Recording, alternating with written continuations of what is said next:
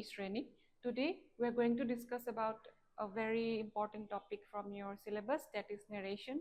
I know some of you, maybe most of you, find it difficult to understand, but I will make it easier for you. So let's start the class.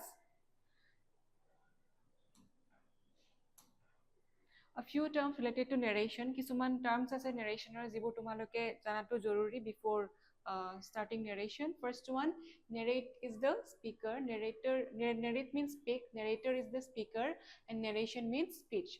There are two types of speeches: direct and indirect speech, or direct and indirect narration. So direct speech hoise jitu reporter exactly jeneke koy teneke ami use koru, and indirect speech hoise jitu reporter uses his own words to report report what the speaker has said.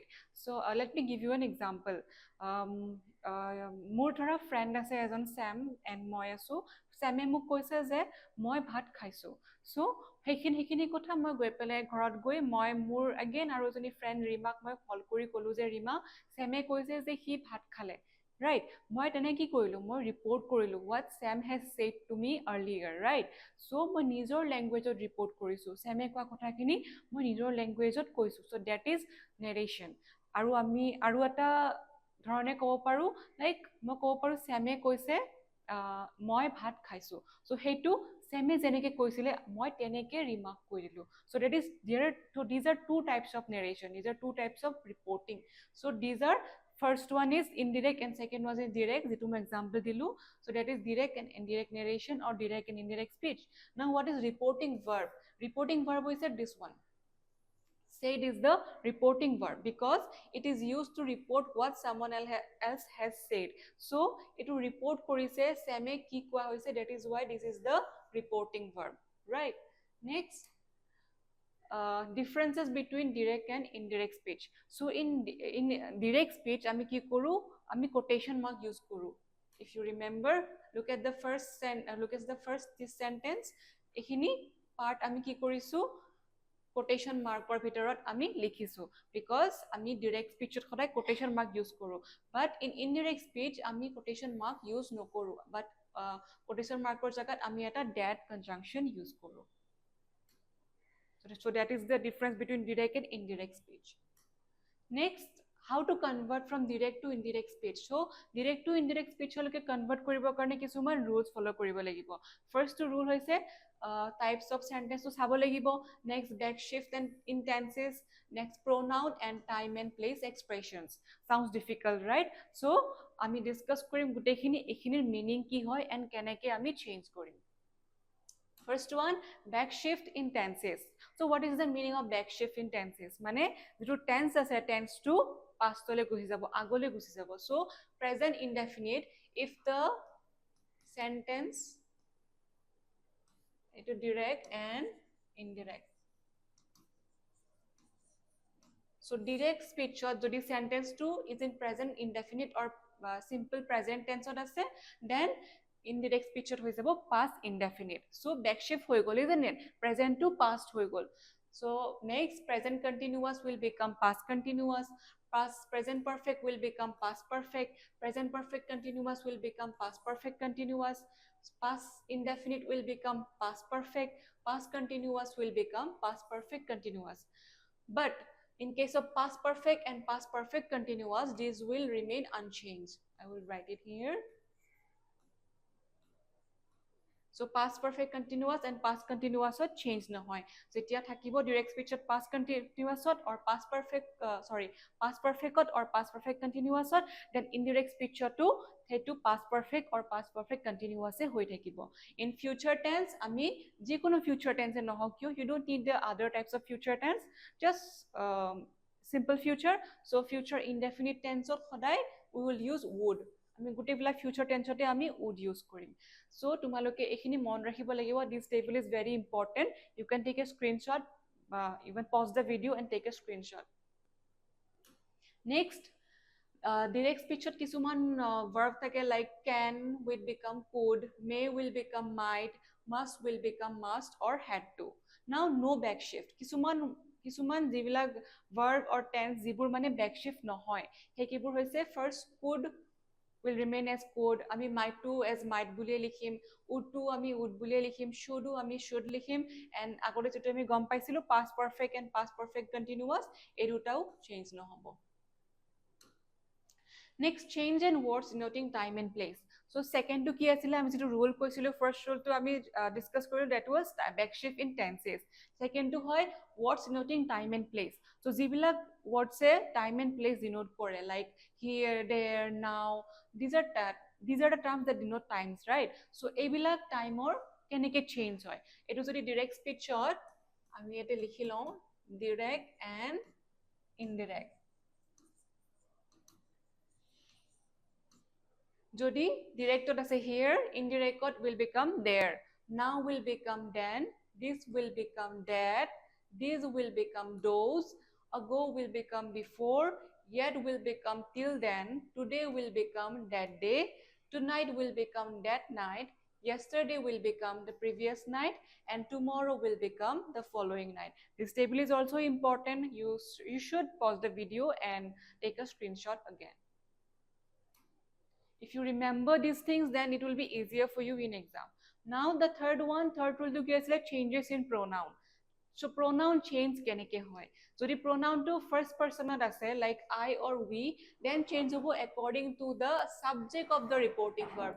See, subject of the reporting verb. So which one was reporting verb again? Said was the reporting verb. So which one is the subject of reporting verb? Ram, right? So Ram is the subject of the reporting verb. So jetia I to I to pronoun asile, isn't it? So I to keneke change hobo according to the subject of the reporting verb. So Ram jehetu ase I to hoi jabo he, because Ram is the name of a boy, right? It cannot be a name of a girl. So we are writing he. So yate Ramor thai thakile hoy Sheila, let's say Sheila ase, then etu ki hoy gol hoy she hoy gol hoy, because subject to ji hoy, subject to recording etu pronoun to change hobo. Next, second person or khetrot ki hoy, second person is you thakile ki hobo according to the object of the reporting verb. Now yate object kuntu hoy said or subject is he, but object is me. To yare jitu pronoun ase you to keneke change hobo according to the object of the reporting verb. So you me buli ase no, so you to ki hoi jabo muk koise, so you to change jabo I, because yate me ase. Next, in case of third person ki hoy he, she, they, it. So ebur khetrot ki hoi thake, ebur unchanged hoi thake, they will remain unchanged, ebur ketiao change nohoy. So jodi ase she said he is busy, so yate he to ketiao change nohoy, because he is the third person, he karone ami he to ami he likhi dim, right? Easy, right? Next, the cases when tense is not changed. To kisuman khetrot tense to change nohoy. Kunkhini khetrot tense change nohoy? If the reporting verb is in present tense. This is very important. So the reporting verb to present tense on ase. This, not this part, this one, the reporting verb. Kisumane etu tumaluke bhul kora, tumaluke bhaba je etu present tense thakile তোমালোকে তেতিয়াও ভাবি লোৱা যে okay to present আছে, so change নহব, but you should look at the reporting verb only. Reporting verb যদি present আছে, then the later part will not change. Reporting verb to যদি ইয়াতে said থাকিলে হেতেন, just let's say ইয়াতে আছে John said I love music, then কি হল হেতেন, তেতিয়া হল হয় John said he said that he loved music. He loves কিয় হল, because এটো simple present or present indefinite ase, so it will become past indefinite. So John said I love music, it will become John said that he loved music, because the reporting verb is in past tense, but here the reporting verb is in present tense. That is why the sentence will not change, the tense of the sentence will not change. As you can see, John says that he loves music. You see the same, it's in present indefinite, it is also in present indefinite.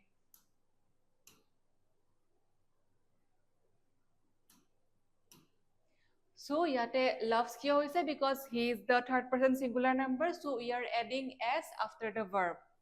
Next, if the reported speech has some universal fact or proverb, so this is also important. Next to ki hoy jeta universal fact thake, like the sun rises in the east, etu hodai hoy, isn't it? I mean, we cannot change that. So etu universal truth hoy. So universal truth like the sun rises in the east, etu ketiao change no hoy, even though the reporting verb is in past tense. That is why reporting verb to past tense or say, but this part, the tense of this part will not change. The teacher said the sun rises in the east. The teacher said that the sun rises in the east. So same হৈ থাকিলে ইয়াতে চাবা ইয়াতে যেহেতু ইয়াতে আমি যেহেতু লিখিছিলো to present indefinite, যেটো হৈ গৈছিল past indefinite because the reporting verb is in past tense. But ইয়াতে even though the reporting verb is in past tense, আমি এইটো part change নকৰো because it is an universal truth. My father said honesty is the best policy. This is a proverb. এইবিলাক proverb হয়, isn't it? So proverb বিলাকো change নহয় কেতিয়াও. My father said that honesty is the best policy. So এইটো প্ৰেজেন্টত আছে, এইটো প্ৰেজেন্টত আছে. So এইকেইটা ক্ষেত্ৰত the tense will not change. The tense will remain unchanged. This is also important to remember. Next, types of sentence. Our number 4 ki asile. First we discuss korilu backshift of tenses. Next we discuss about pronouns. Then next we discuss about how the times and place changes. Now we'll discuss types of sentence. There are different types of sentences, right? There are 5 types of sentences: assertive sentence, interrogative sentence, imperative sentence, exclamatory, and what was the other one? Assertive, imperative, interrogative, and exclamatory sentence, and optative sentence. So first one we'll discuss is assertive sentence. Assertive sentences are states or that the sentences that states facts or opinion. যিবিলাক sentenceত আমি মানে fact বিলাক কওঁ বা opinion কিছুমান দিও, those are called assertive sentences.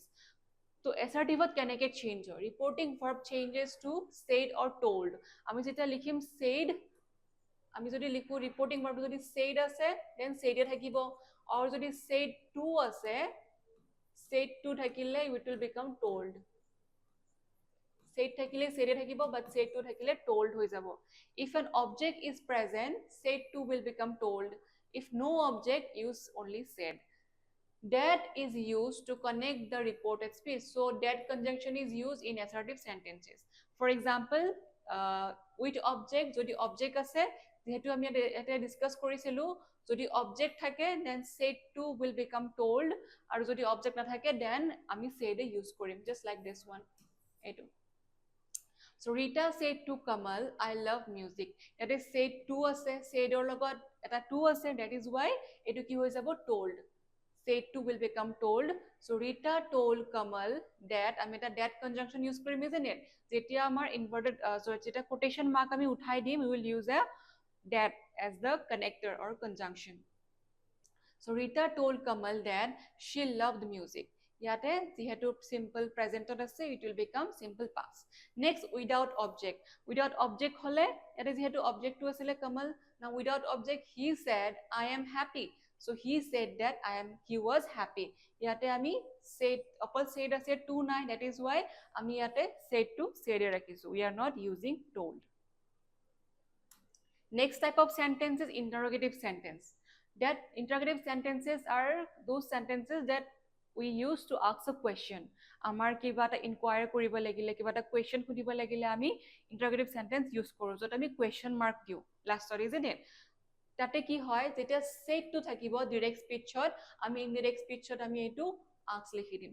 যদি said or said to থাকে, আমি এইটো ask লিখিবই লাগিব, because আমি question আমি said নকৰো. question লিখিলে আমি ask, we ask a question, right? That is why we are using ask. If it is yes or no question, then use if or whether. So কিছুমান different types of question আছে, isn't it? Yes no question, WH questions, isn't it? So yes no question হলে আমি use কৰিম if or whether. Both are correct, you can use either of them. If it is a WH question কোনবিলাক হয়, like who are you, or what are you doing,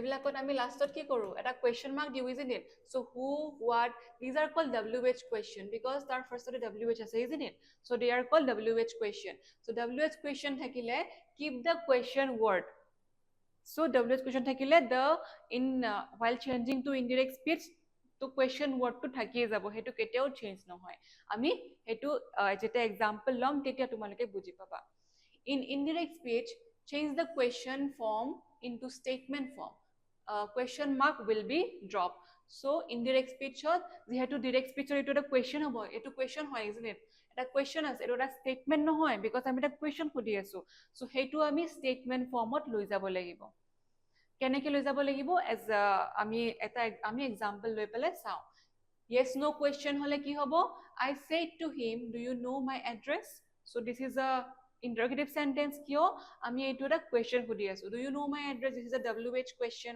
do you know my address so ইয়াতে কি হ'ব first আমি saidৰ জাগাত আমি কি use কৰিম we will use ask so we are using ask because we are asking a question so I asked him whether because it is a yes no question that is why we are using whether or you can also use if that is also correct whether he knew my address so you should put a full stop there so this is the way you should convert direct to indirect speech in case of interrogative sentences next coming to wh question for example she said where do you live there you as you can see this is a wh question right so wh question at ami ki korim agorbar ami ki koisilu je keep the question word tar mane ami question word to ami jeneke ase teneke rakhim indirect speech shot আমি এটো change নকৰো যেহেতু আমি yes no question change কৰিছিলো আমি do you or এনুকা থাকিলে কি হ'ব if or whether হৈ যাব but wh question we will not change the question word that is why আমি কি কৰিলো where to where এ লিখিলো she asked me whether I live so yare saba quotation mark drop quotation mark is drop obviously because it is an indirect speech ako question mark is also drop so question mark or thait ami ki likhisu ask likhi disu because we are always adding ask after in place of the reporting verb said next polite question there are some polite questions that you will you might find in your exam the teacher said to me what is your name so etu ki hobo etu wh question e hoy so the teacher asked me said to me etu ki hoy jabo asked hoy jabo because we are always adding asked in indirect speech interrogative sentence or khetra so the teacher asked me what my name was so as you can see what will not be changed next type of sentence is imperative sentence these sentences are those sentences that expresses command request or advice so ami karobak command diu kiba request koro hebur hoise imperative sentences for example like for example ami example bisot sam agote ami let's look at the rules first jodi ami karobak order dile told or command or ordered buli ami likhibo lagibo in indirect speech যদি request হয় like please tell me your name হে please বুলি কলে আমি হেতু indirect স্পিচত requested pleaded or বেগ বুলি লিখিম হেতু দিস ইজ ইনডাইরেক্ট স্পিচ যেতিয়া আমি এটু convert Karim from direct two indirect speech so for orders হলে অর্ডার দিয়া হলে I mean do the homework the teacher my mother told me do the homework or don't do that don't do this those are orders right so order dile hebur ami told likhibo paru or command likhibo paru or order do ami likhibo paru or request er khetrot we can write requested pleaded or begged for advice eta konuba advice diye hetur khetrot ami ki likhim advice suggested or urged you can write either one of these for negative command hole ami ki likhim eta ami forbade likhibo lagibo forbade to likhibo lagibo indirect speech korute use to plus verb for positive sentences and use not to plus verb for negative sentences so positive sentence er khetrot ami to plus verb to likhim jibilak positive sentence hoy ami jeta example lom eta you will understand jeta negative sentence hoy ami eta to r agot ami not eta bohai dim because it's a negative sentence so ami not to plus verb bole likhim let's take some example so the command dia sentence hoy kenuka hoy the teacher said open your books so ami yate ki likhim jehetu command hole ami ki likhim orders দিলে told command ordered আমি যিকোনো লিখিব পাৰো আমি কি লিখিছো the teacher told us to open your books told লিখিব পাৰো বা teacher ordered us to open our book লিখিব পাৰো বা teacher commanded us to open our book তেনেকৈ আমি লিখিব পাৰো told বুলিও আমি লিখিব পাৰো that is also correct requestৰ ক্ষেত্ৰত she said to me please help me so তাই মোক request কৰিছে that please help me she needs some kind of help from me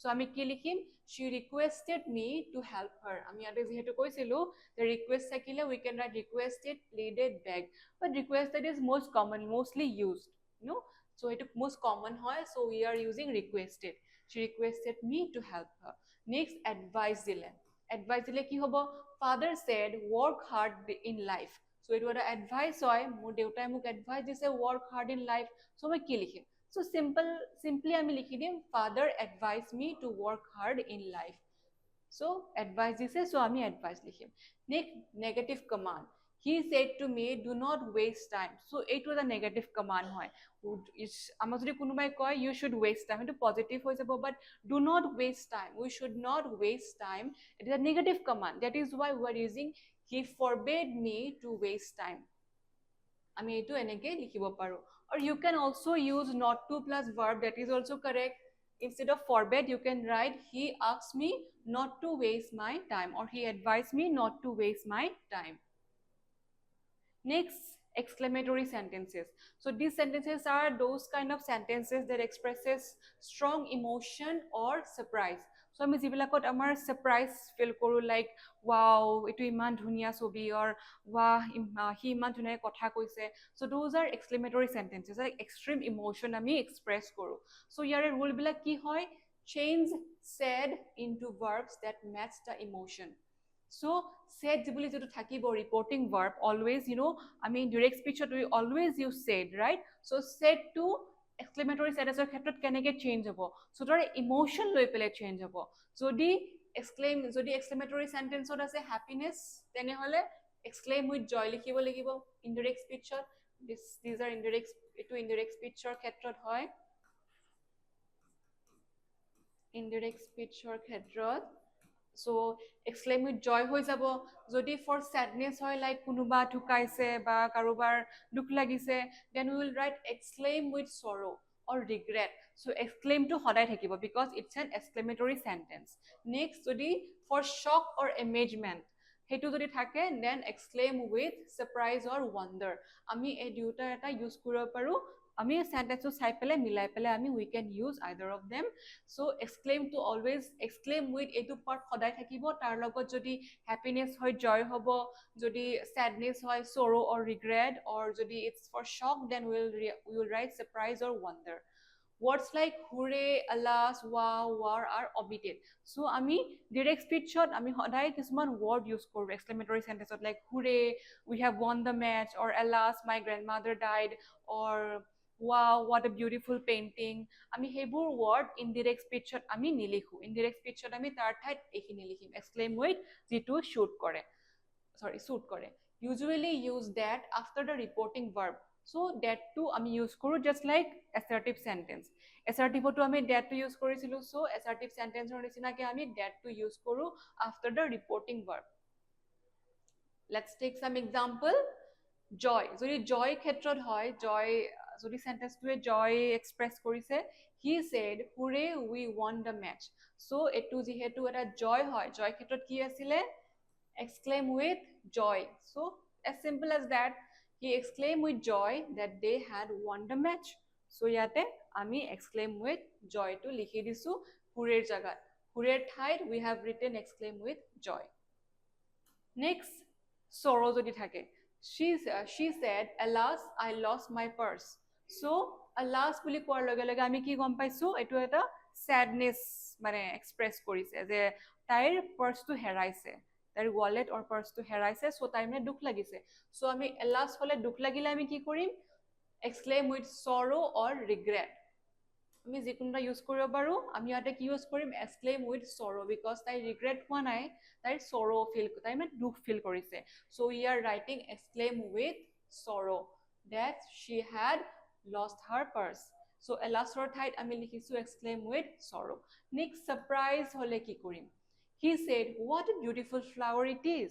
So he মানে express মানে surprise হৈ গৈছে, ইমান ধুনীয়া flower হয়। so he ইমান surprise হৈ গৈছে, like exclamation mark লাষ্টত দিয়া আছে। so আমি এই গোটেইখিনি চাই পেলাই গম পাইছো যে he surprise হৈছে। সেইকাৰণে আমি কি লিখিম, আগৰটো যদি যাওঁ আমি, যদি surprise হয় for shock or amazement or surprise, আমি লিখিম exclaim with surprise or wonder। ইয়াতে আমি কি লিখিম, he exclaimed with wonder that it was a very beautiful flower. Sorry, we should not put quotation mark in here. Okay, so he exclaimed with wonder that it was a very beautiful flower. So এনেকে আমি লিখি দিম। ইয়াতে যিহেতু গোটেই সেন্টেন্সটোৱে ইয়াতে এইটো বুজাইছে যে he is really surprised। so next last one is regret।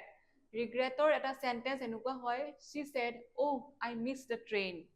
so তাই মানে ৰিগ্ৰেট কৰিছে যে ওকে মই ট্ৰেইনটো মিছ কৰি দিলোঁ ট্ৰেইনখন।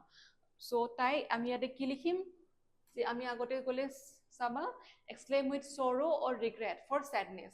তো আমি ইয়াতে লিখিম exclaim with regret, যিহেতু sorrow নহয়, তাই ট্ৰেইনখন মিছ কৰি দিলে, it was her fault, right? because of her fault, because maybe তাই ৰাতিপুৱা বহুত লেটকে উঠিছিলে বা ওলাওতে দেৰি হ'ল, তেনেকুৱা হোৱাৰ কাৰণে তাই ট্ৰেইনখন মিছ কৰি দিলে আৰু সেইকাৰণে তাই ৰিগ্ৰেট ফিল হৈছে।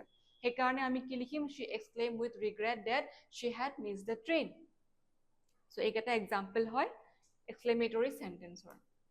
next last one is optative sentence। optative sentence বিলাক কি হয়, those sentences that expresses wishes, prayers or blessings। যিবোৰ আমাক মা দেউতা বা আইতাই দিয়ে, আমাক blessing দিয়ে, prayer কৰে, সেইবোৰ optative sentences হয়। let's check the rules। choose the reporting verb according to the meaning। তো reporting verb to আমি choose কৰিব লাগিব যে আমাৰ just like exclamatory sentences। exclamatory sentence কি কি আছিলে, যে reporting verb to যদি sadness feel কৰে আমি এটা use কৰো term exclaim with sadness।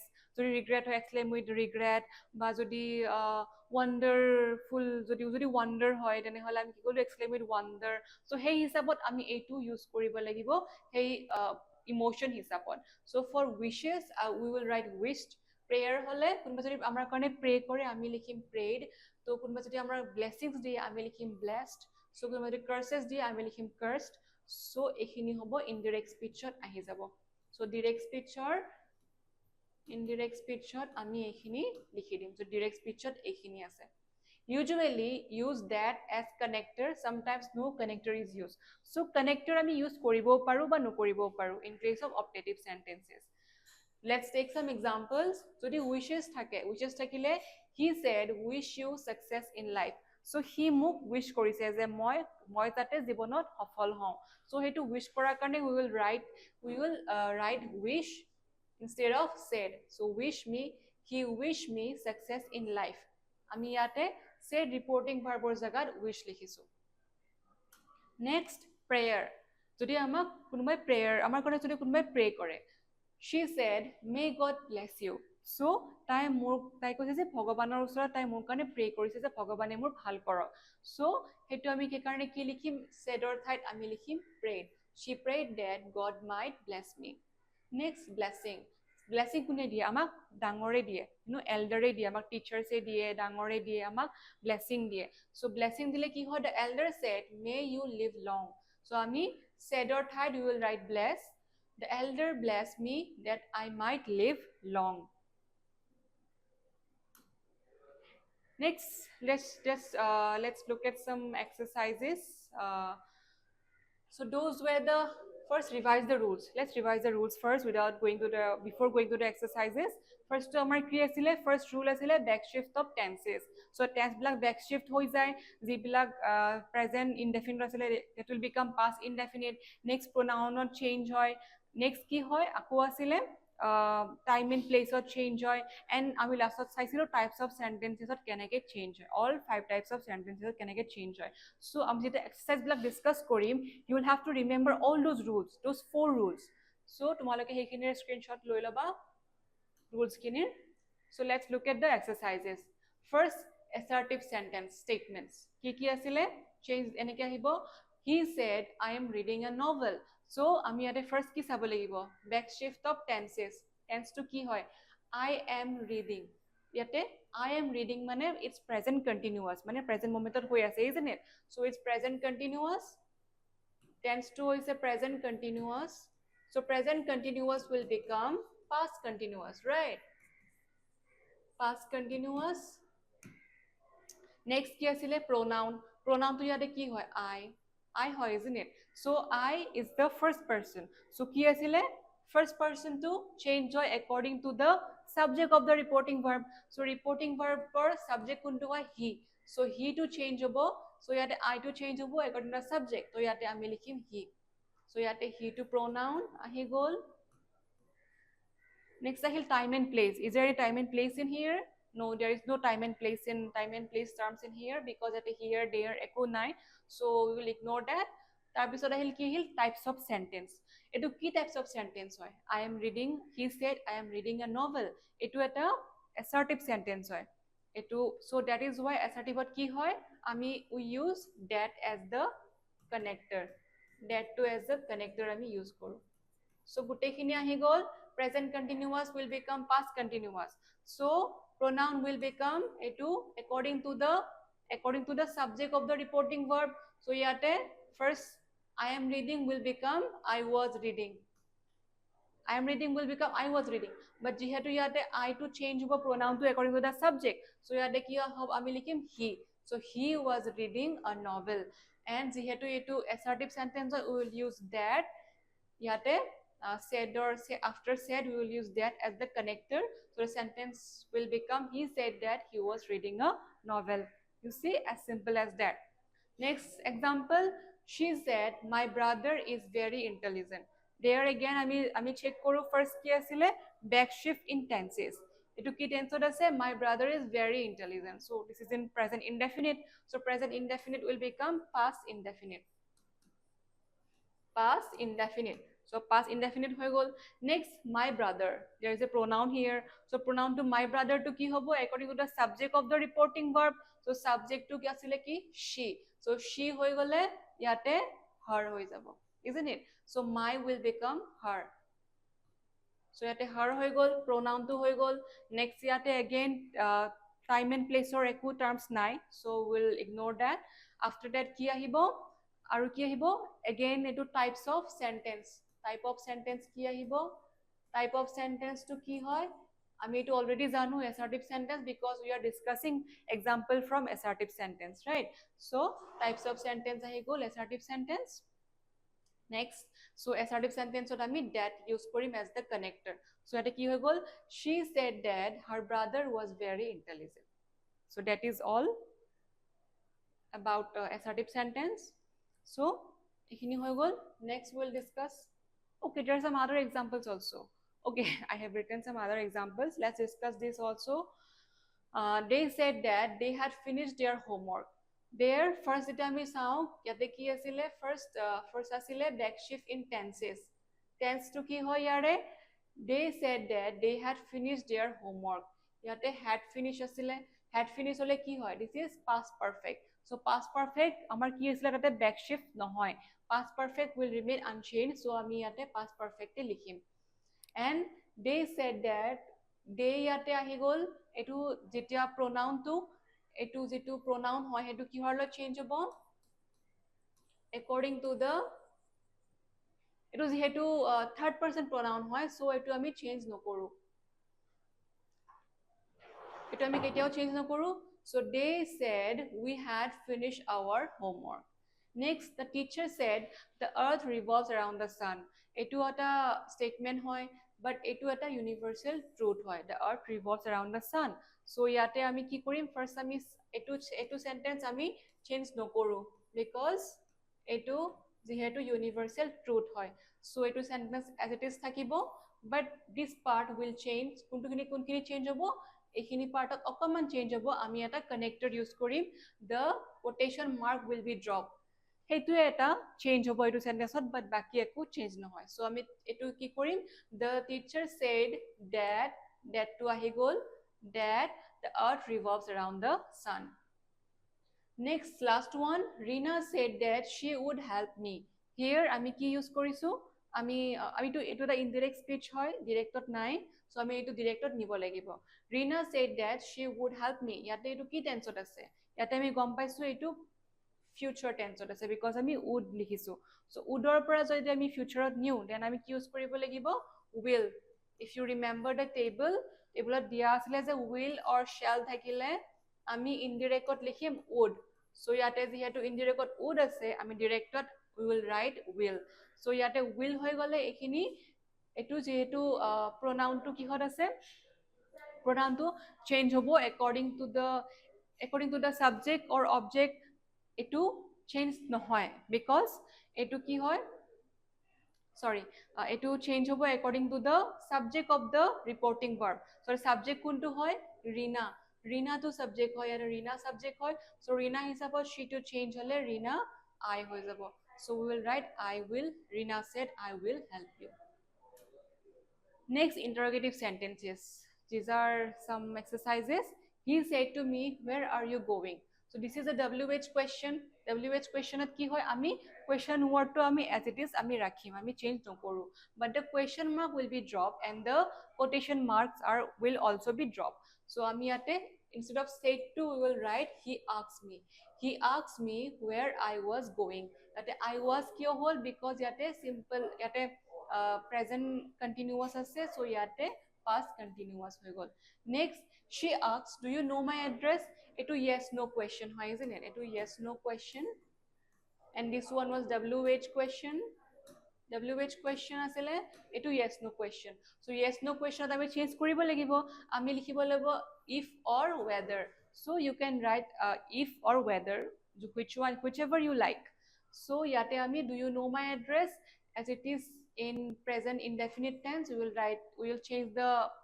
backshift the tense and we will write it as past indefinite। she asked whether I knew her name। next, the teacher said to the boy, why are you late?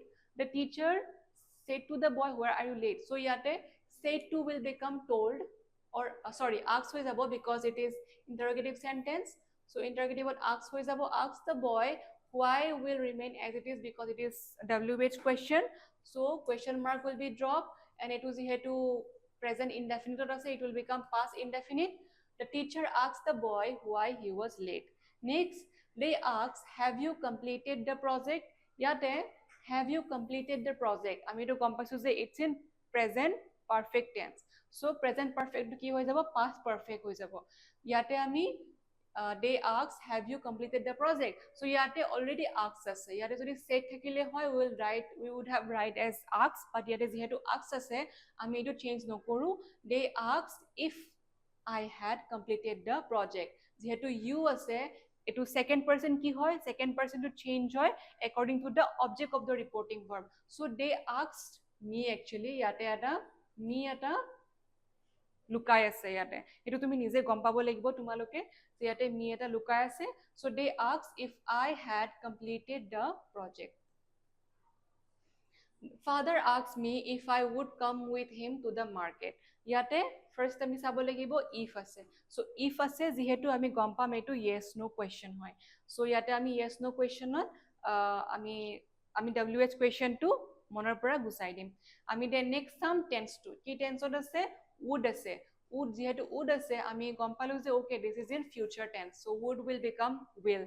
so father asked me, আমি ইয়াতে direct speech কি লিখি দিম, father said to me, will you come with me to the market। so ইয়াতে গুটেখিনি pronoun এটো হিসাবত change হ'ব, because father এ মোক কৈ আছে will you come with me to the market, এটো এনেকে change হৈ যাব।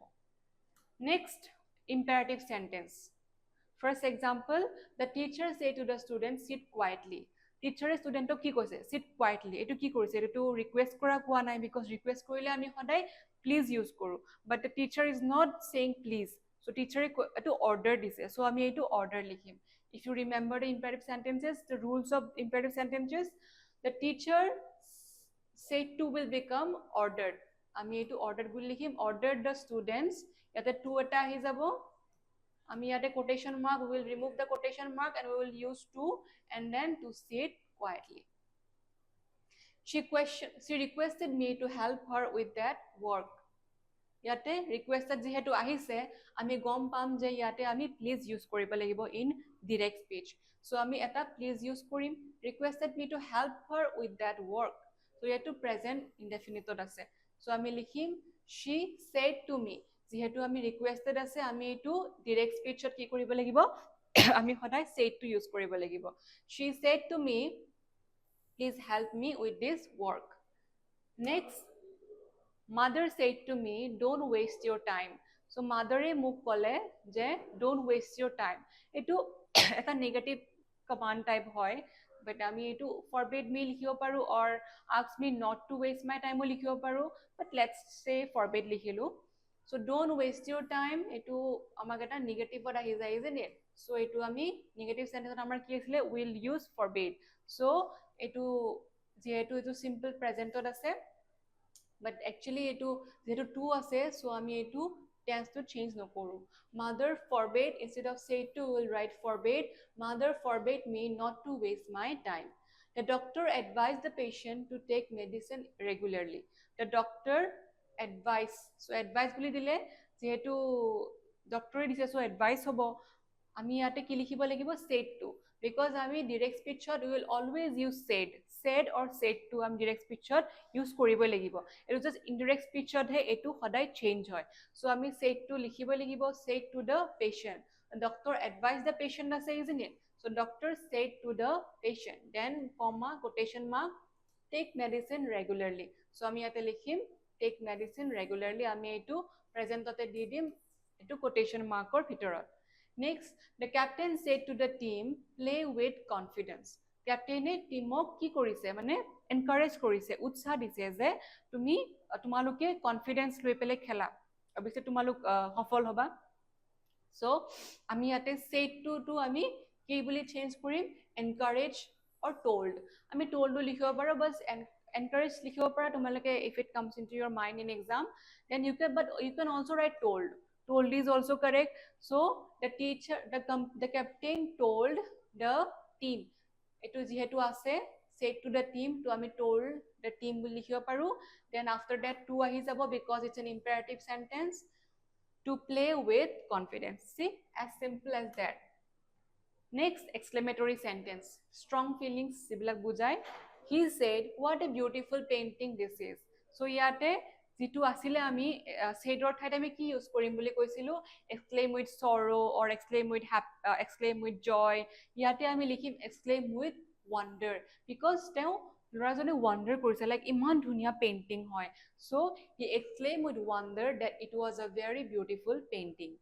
she said how intelligent you are ইয়াতেও আমি অলপমান admiration দেখা পাইছো যে তুমি ইমান ইন্টেলিজেন্ট হয় মানে তাই মোৰ প্ৰতি মানে ইমান ইন্টেলিজেন্ট হয় তাই মানে ইমপ্ৰেস হৈ গৈছে জানে wonder মানে she is মানে admire কৰিছে that is why we are using the word admiration so আমি লিখিম she exclaimed with admiration that I was কিয় হ'ল because এটো is in simple present tense simple presentত আছে so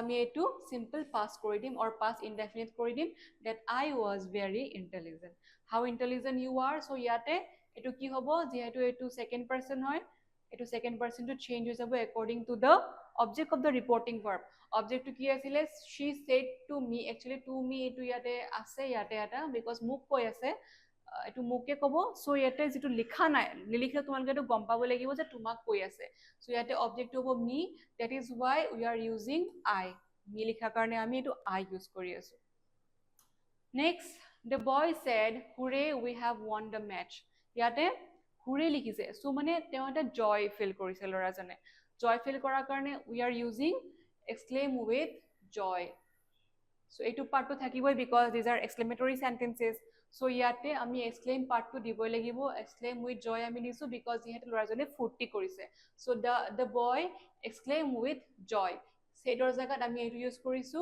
that এটা connector আহি যাব that we have won the match so ইয়াতে we have won the match so ইয়াতে কি হৈ যাব যেহেতু এটো simple এটো present perfect ত আছে have has থাকিলে এটো present perfect হয় isn't it So it present perfect what is it? And present perfect will become past perfect while changing from direct to indirect speech. The present perfect will become past perfect. So that is why we have won to hoi gol, they had won the match. They said, alas, our leader is dead.